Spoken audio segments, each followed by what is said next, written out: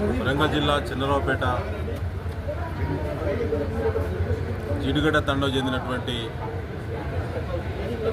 మిర్చి పంట వేరేటువంటి వ్యవసాయ కూలీలు నర్సంపేట మండలం ఇటికాలపల్లి ప్రాంతానికి కూలికి వెళ్తున్న సందర్భంగా ప్రయాణం చేస్తున్నటువంటి ఆటో వాహనం బొత్తాబడి సూక్య అనేటువంటి వ్యవసాయ కూలీ మరణం చెందడం, మిగతా ముగ్గురు కూలీలు అత్యంత సీరియస్గా ఉండడంతో వరంగల్ ఎంజీఎంకి తరలించడం జరిగింది.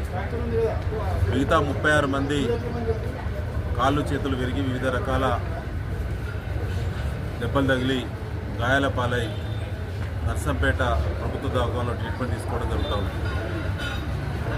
చనిపోయినటువంటి వ్యవసాయ కూలీ కుటుంబానికి ప్రభుత్వమే బాధ్యత వహించాలి.